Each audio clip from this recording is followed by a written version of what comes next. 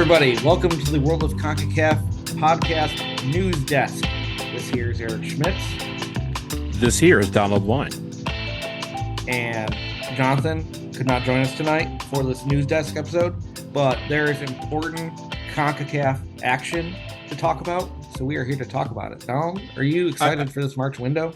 I am. I will say, I know you're probably going to get into this, but we have this thing where our patrons, thank you, patrons, it's called One More Round. And the One More Round, we normally record after this episode, but we did record it before that so that we could get Jonathan on here. So stick around for that. Special guest, special surprise guest who just not here for this.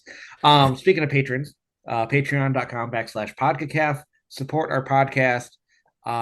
Listen to One More Round bonus episodes. Get exclusive extra content here and there.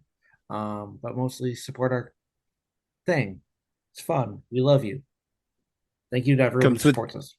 Starts at $1 a month, and there's also some goodies, surprises that we sometimes drop in there just for our patrons. But really appreciate our patrons for sticking with us through all these years. You got to cue the Sarah McLachlan music for just $1 a month. You can support a podcast where they talk about the stupid CONCACAF mascot ad nauseum. Dare to Villar. Yes. So shout out Villar. Through Villar, all things are possible. And yes, let's talk about some soccer. So a lot going on for a lot of teams in CONCACAF. But I think the most important thing going on right now for two teams in CONCACAF is the World Cup playoffs.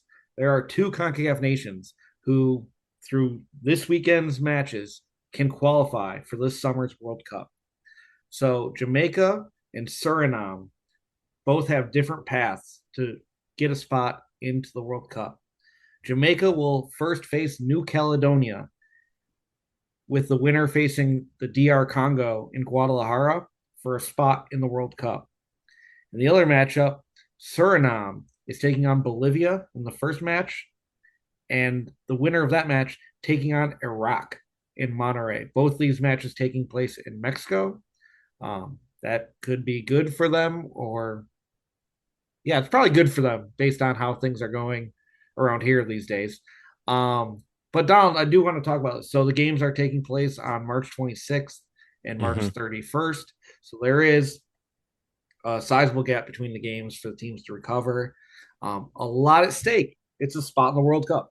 You win two matches for either of these teams, and you're in the ball game. Donald, do you feel good about the chances for either of these teams? I do. I think let's start with Jamaica. I think they have obviously a terrific chance to get past New Caledonia. It's not going to be, a cakewalk, but Jamaica is the favorite team there, and they should be. We'll talk about their jerseys. They're going to look good and on the field as well. But I think the one thing that they're going to have to overcome is sometimes they are very inconsistent in how they play together. DR Congo, who's awaiting them, is a team that plays together. That's how they got to this point. And, Jamaica is without Steve McLaren. He resigned after the qualifiers, and they have a new coach in place for this window. So it's going to be... Rudolph Spade took over. Rudolph Spade, coach. So it's going to be interesting to see how they play under him, if there's any changes to that. But DR Congo is a very sound team. That's going to be a very difficult match. But as you mentioned, they're used to playing in places like Guadalajara. Jamaica might, be able to have advantage there. For Suriname, it might be a little bit more heavy lifting. Sure, they get Bolivia. I think Bolivia is a decent team, but I think Suriname, in many ways, can match up to them. Iraq is the team that will await the winner there in Monterrey. I think, and this is not to throw any political stuff in here, Iraq's been going through some stuff, namely trying to figure out how to get their team to Mexico.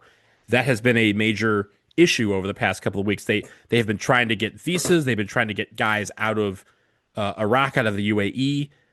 Obviously, because of the military conflict going on over there, the airspace is closed. So that has been a way they tried to postpone their match till a week before the World Cup. FIFA said no. So there's a lot going on with that. The question will be, and it's not a bad thing, but is Iraq kind of are they distracted by everything that's going on? It would be natural for that to be the case. Will they be able to lock it in and face whoever? If you catch them flat-footed, Suriname could get them, but it's still an uphill climb for Suriname more so than Jamaica, I think. Yeah. The interesting thing for Jamaica is so they named their squad for the matches, and 12 players from the squad from November that failed to qualify directly. 12 players were left out, including strikers Shamar Nicholson, Dewan Richards, Kaheen Dixon. Some big names were left out of the squad. And I found this article from Jamaica Observer who talked to Rudolph Spade, and he had some quotes about how the professionalism might not have been there. Didn't reference specific players, but he said, "quote I'm not a person who is going to hide what players do. If you do something, you must own up to it. When you're looking at certain players, we know they have a history of breaking curfew. They have a history of not sleeping in the hotel that was provided for them. They have a history of bringing their family to work. They have a history of behavioral issues. So you made the criteria, but you're struggling now with the conditions. So somebody else that is not struggling with the conditions, they get the edge. And that's simply what happened. So they've also got three brand new English born players. There's been a lot of talk about like getting players who have were eligible for Jamaica, but not necessarily from Jamaica. Um, some three English-born players: Efren Mason Clark from Coventry City, Andre Brooks from Sheffield United, and Tottenham prospect Tyrese Hall, all in the squad and looking to make their debuts in massive games. I mean, it's not necessarily Concacaf Nations League, but it is a World Cup qualifier. It's a playoff to get into the World Cup.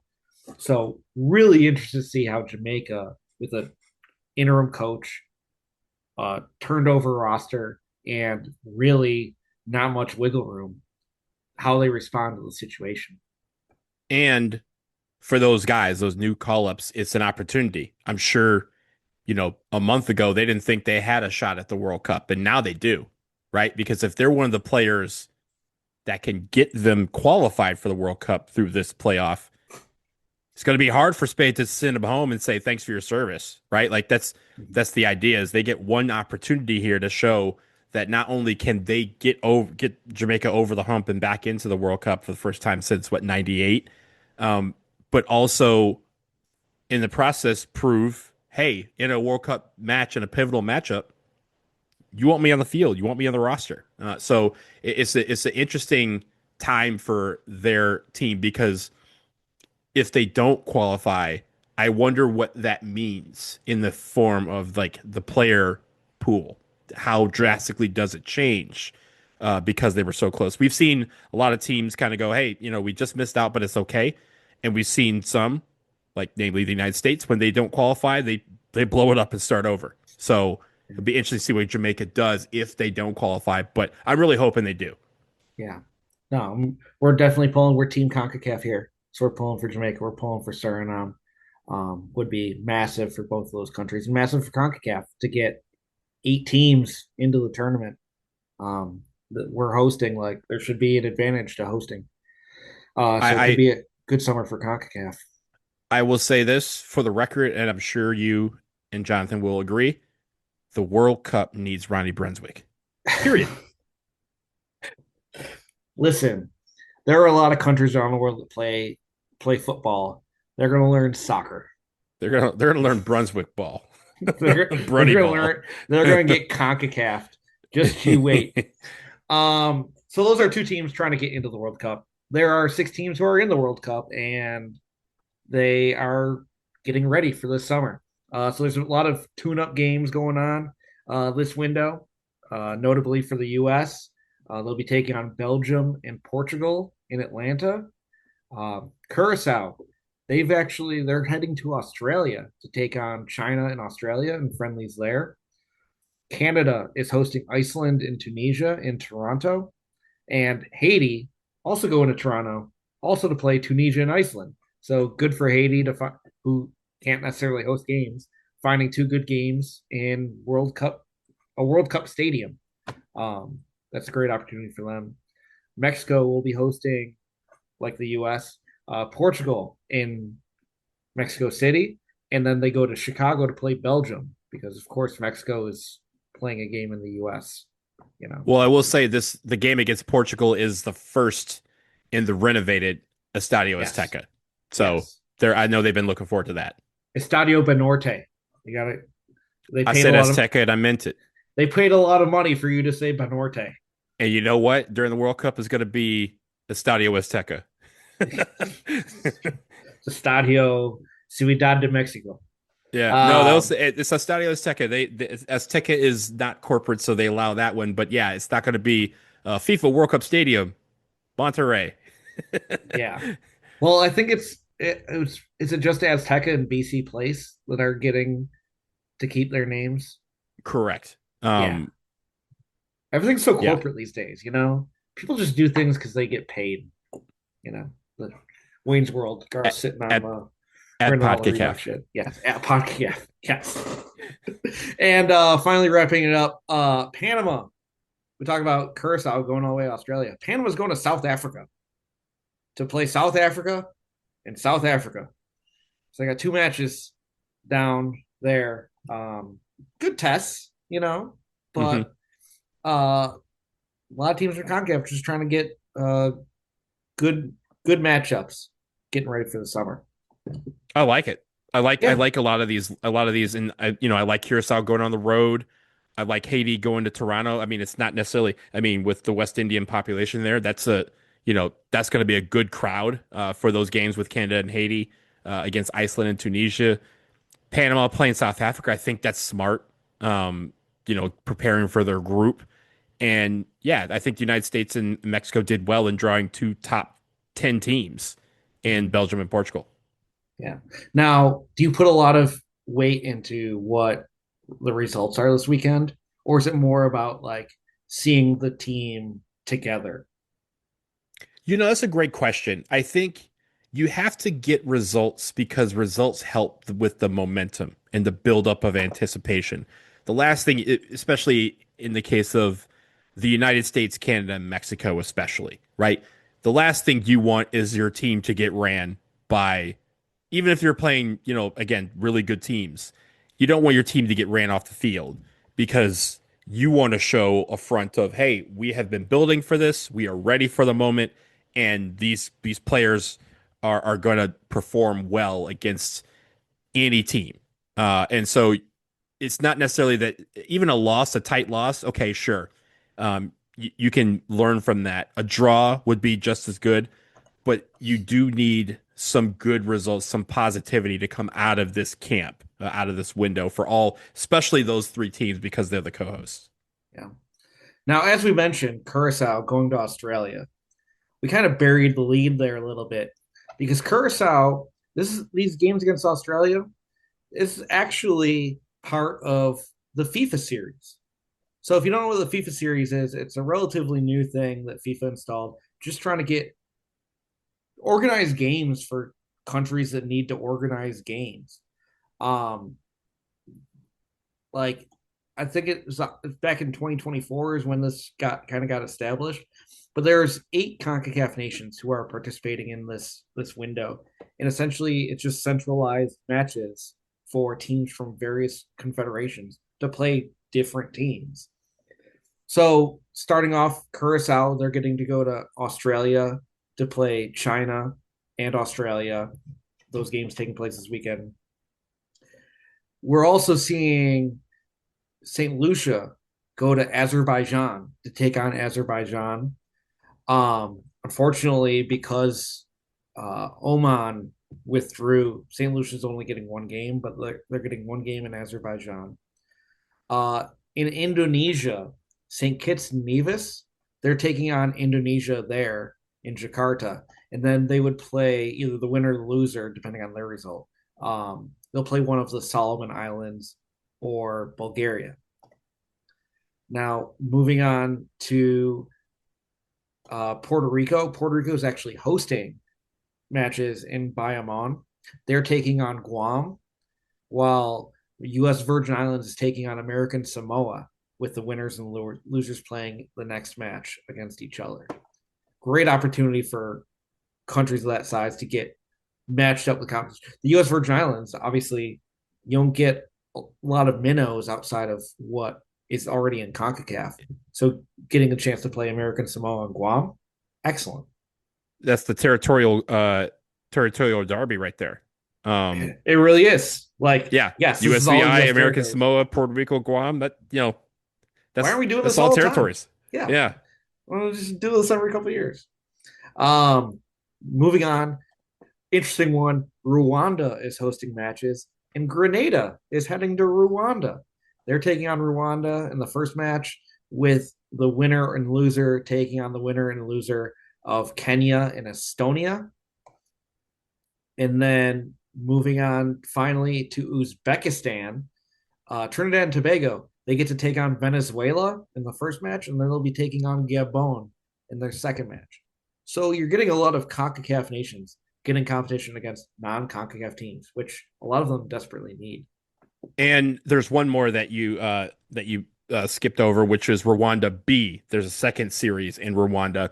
Aruba is taking on Macau in that, and then they take on the winner loser of Tanzania and Liechtenstein. So, yeah, I Thanks think for catching that. yeah, no problem. I think the one thing about all these is you see some of these teams and they're quite random, but I mean, this is not a show that we're like to give FIFA props often, but I do like how they've kind of split some of these up and kind of given us some looks where you kind of go, huh, that might be interesting. I think they're all on FIFA Plus, the app, which is free. So, you'll be able to stream all these games and not just like Australia or something like that, where you could probably find that on TV somewhere on the internet. But yeah, I like some of these and I like the fact that this takes place and maybe the tournament setting I think is cool, but guaranteeing teams multiple games in a window is what they need to kind of make sure that they're continuing to develop their players. Yeah, and especially at this point in the cycle, just Hmm. because last window before the World Cup, if you're not in the World Cup, like what you're basically waiting for the World Cup to be over to start the next cycle.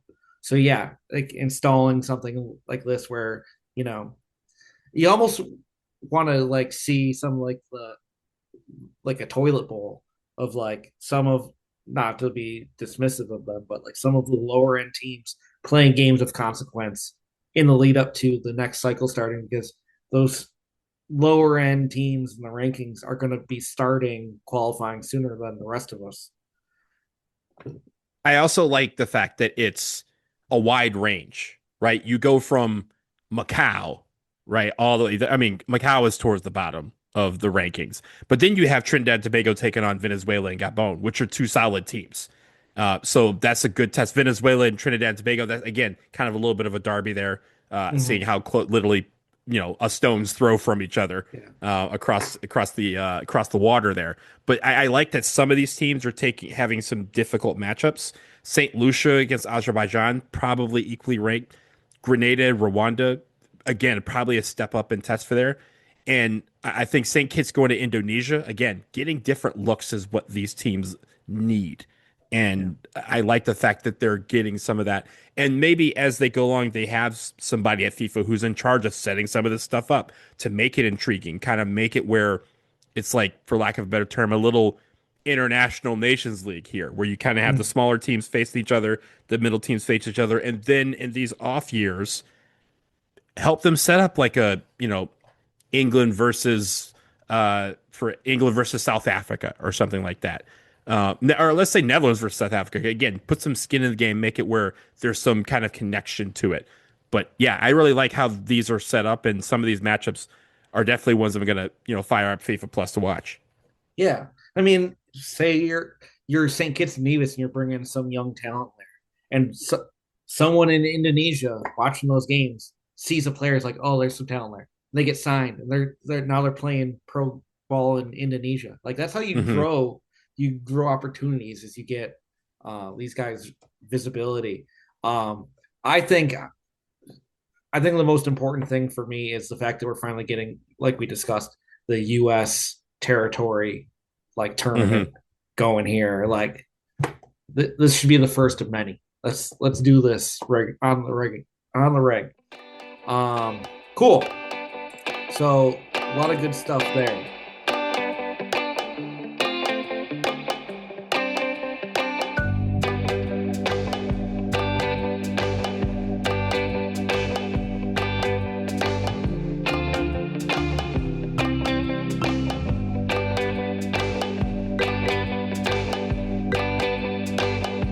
So we talk about the games, a lot going on. We got to talk about the kids. So Oh yeah. World Cup here, the biggest, most anticipated thing beyond the games is the shirts. And we had this month pretty much everybody dropping their new, like Adidas and Nike basically dropped everything they were holding back from us on all these World Cup kits. Let's go through the main CONCACAF teams that have dropped new gear. Start with the US, as we should. And the big story here is everyone's been begging for Waldo's, and we got something Waldo-ish. Yeah, we got this. We got the hoops. It's the undulating, waving flag design. They're calling it the stripes jersey, and it's again bringing back the feel that everyone had of the Waldos. I love them. I think they're fantastic. I think they did a great job with them. I think, and as we'll kind of talk about a little bit more in one more round, the players had input on these jerseys, and they basically said, "We want something that screams USA, so that when we look at the stands, we know where all the American fans are at this World Cup." And this jersey is terrific. But you also have the muted stars jersey, the away jersey, which hopefully satisfies the crowd that doesn't like the outlandishly bold design. That was a more muted one with some sublimated stars that you can't really see from afar, but as you get up close, you know, oh, those are stars. That's an American jersey. I think that's the idea here, is that they kind of have a stars and stripes theme going here. One a little bit more bold out there, and one a little bit more reserved, but still tying into the same theme. Yeah. The main issue I have with them is I'm not a huge fan of the number font. I think it's a little Oh too yeah, they've done their own bespoke font. Yeah, it's I it's think it'll grow on me, but it's okay for now. it's a little too sleek for how complicated the design is of the Hmm. stripes jersey. I feel like you needed a little bit bolder numbers, a little thicker, and not as the italicized. I think when you saw it going back to the Waldos, it was kind of like the stand, like a more blockish With a block, font yeah. to kind of like balance with like the pattern. That's really the only bone to pick I have. But overall, I think it's a massive win for the U.S. They did such a good job with these. I think these are the best World Cup kits they've done in at least a decade. Um, yeah, I I would think say U.S. um, the 2017 Gold Cup jersey is probably the last men's jersey that I think they nailed. Mhm. I mean, I think the set in 2018 that would have been for the World Cup would have been a Hmm. very nice looking set, but and I think they have now that they finally embrace doing the blue shorts with the white shirt. I think the U.S. Hmm. has had a good look the last couple of years, but I think they just kind of nailed it for this one, and I agree. we love to see it. Not the best time for us to be wearing patriotic looking stuff, but you know what? It's us. That's this is what It's we what we this, do. this is That's what what we we do. do. It's what we got. All right, moving on to our neighbors to the south, Mexico. Mexico. The interesting with Mexico is that their kits had leaked like last year, and everyone was very skeptical of it. And it seems from all accounts, they basically scrapped what they had lined up and went back to the drawing board and came out with some solid looking shirts. So I hate to give it to them, but I really like their home jersey.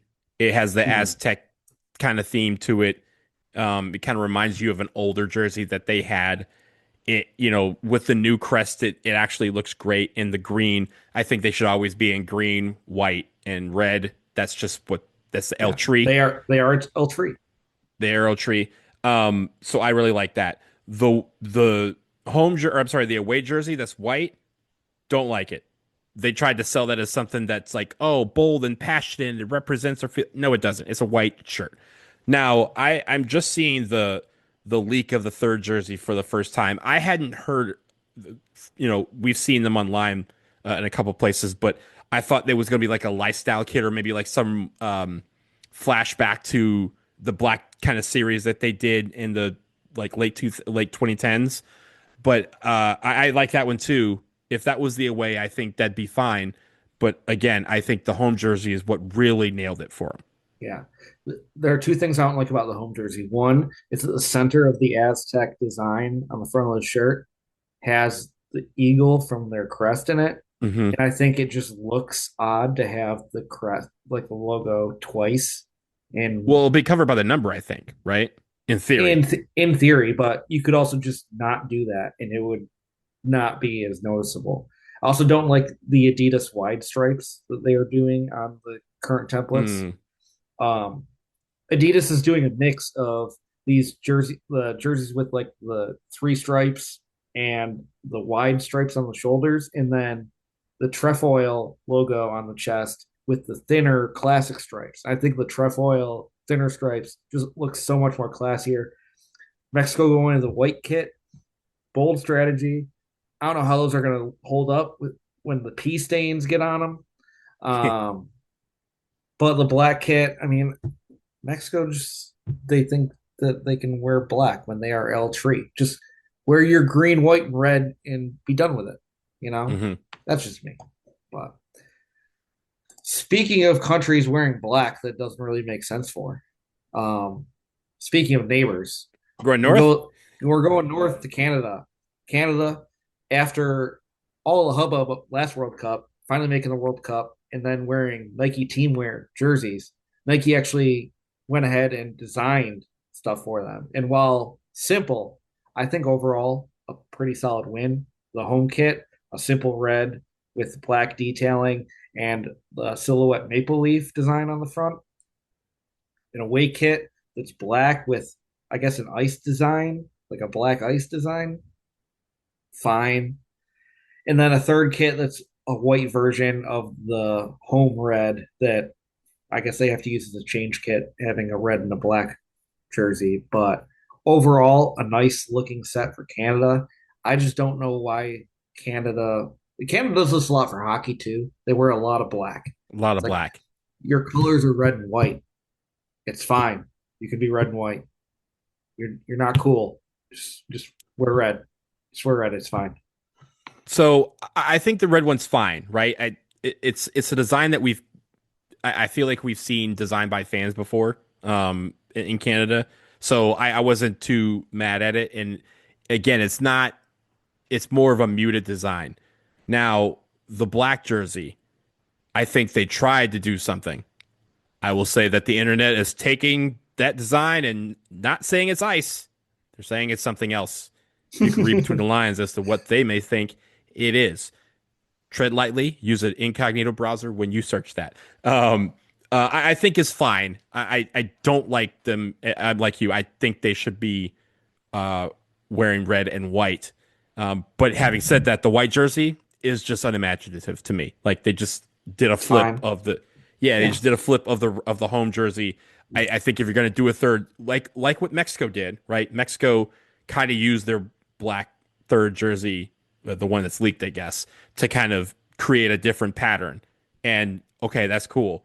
They had an opportunity. Again, it's the World Cup. You guys got to be imaginative with some of these things. You have to think about what is going to represent your fan base, represent your country, and I think they did a fairly good job on the home. I think the other ones were misses. Yeah.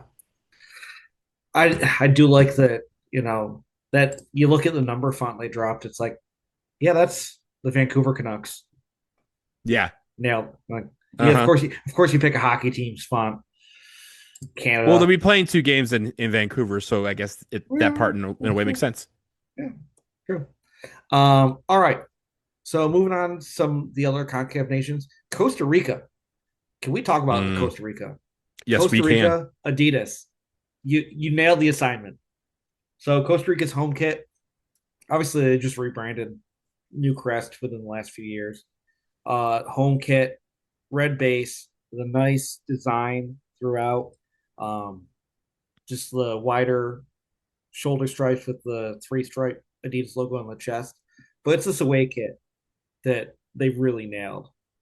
It's light blue, some pink, palm trees. It just, when you're thinking Central America, you're thinking that the tropics, you're thinking that region. Costa Rica, just absolutely beautiful job with that jersey. Yeah, I love what they did. I think they did a great job with nailing the imagination of what their jersey can be because, traditionally they are just like, hey, we're going to have plain red, plain blue, or plain like dark blue. And I like that they took some chances with the pattern on the home jersey while still making it mostly red. You still get a little bit of a pattern with the pastel-y kind of colors in it, and you still keep true to the tradition that they have. The away jersey, I think, is great because it takes that navy blue. They say, hey, let's make it a lighter blue because, in the World Cup we need something lighter, but let's really go out with it. Let's really take it for a spin. And I think they did with the pattern, lumping in the like purple and the pink, the light colors. It looks like Easter. Kind of jersey, but I really like what they did with these. They did a great job with them, and I think honestly the away jersey is the winner for me of the two. Yeah. Speaking of winners, we got to talk about Curacao. Uh-huh. So Curacao, they're keeping, they've always been a blue base team. Obviously a newer nation, newer to the scene, first World Cup, looking to make a splash. I don't want to talk about home jerseys or anything like that. The Curacao away kit might be one of the best of the bunch. So they really took some inspiration Adidas did with, the aesthetics of Curacao and like the ABC Islands. They've got kind of a light yellow shirt with some dark turquoise accents, the Adidas trefoil logo, but the three stripes on the shoulder are pink, like turquoise and orange, as you'd see a lot of that in the region. And it just pops.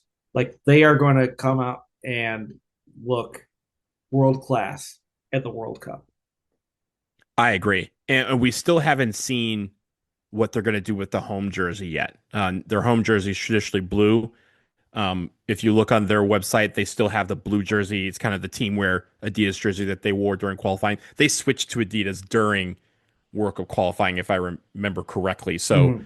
they kind of got those team issue ones of blue and white. But this is a home run for them in reestablishing something that says, "Hey, we're here to be creative, but we're also here to be competitive, not just with the looks, but on the field." And this is, yeah, if I'm from Curacao, I'm really happy with these. I'm not from Curacao. I'm ecstatic about these.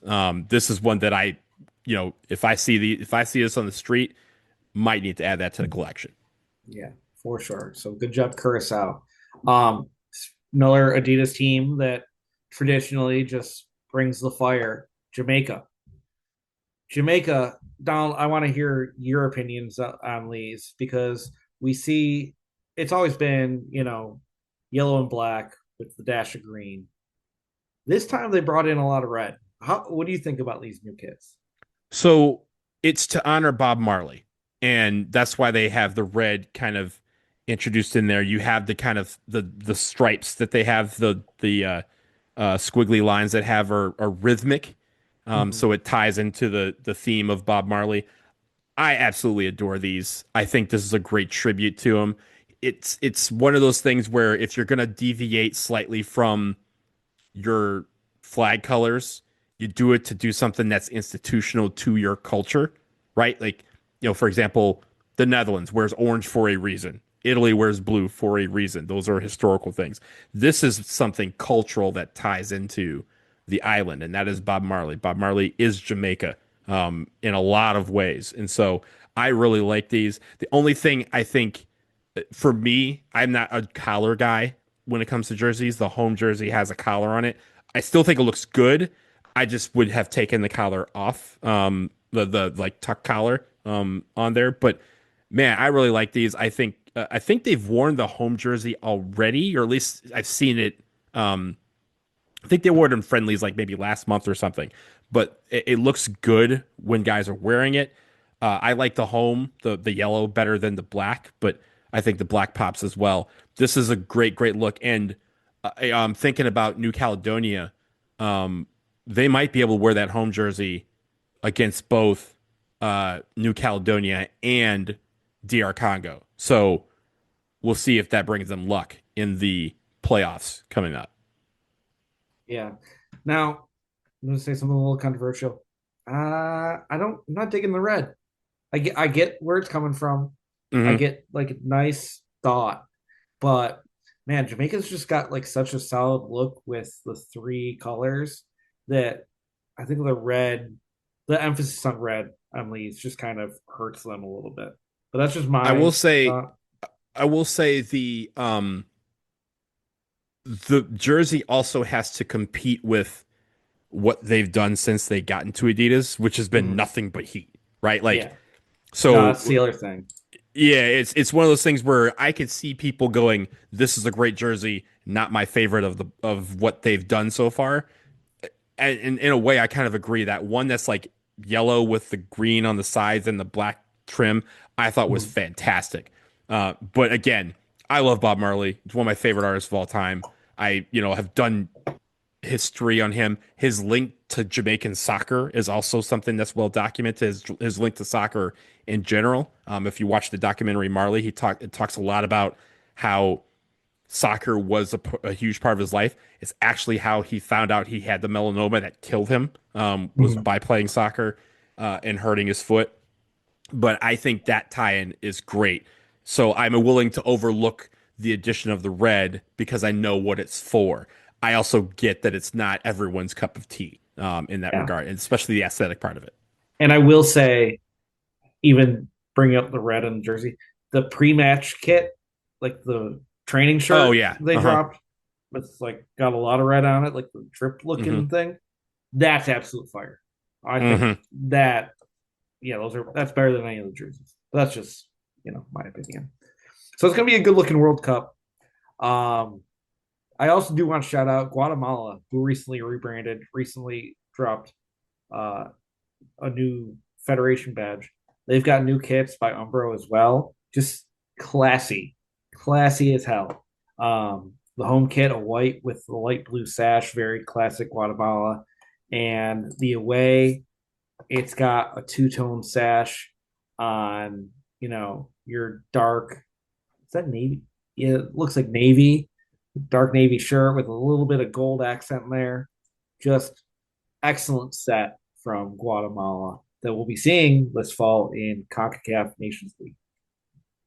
Yeah, I like the new crest. I think it's a cool little look, and yeah, I think that sash that they do since they've kind of started going to it and making it more pronounced, I think is cool. I like that they even have like the kind of gold. The crest has gold in it, and the gold trim on the sash itself to kind of again really mark it on both jerseys. I think is really nice. I think they don't have to do a lot with these, and so they decide not to. But in a way, just jazz up what they already have established as their identity, and I really like what they did with it. Yeah. Cool. So let's just go ahead and wrap it up here. A lot to be excited about. It's the World Cup year. A lot of good matches coming up. Make sure you're following us on social media at Podcaf, PODCACAF. Um, Patreon, patreon.com/podcacaf. Go support our podcast. We appreciate it. For Donald, for Jonathan, who couldn't be here, and for me, thanks for listening. We'll see you next time.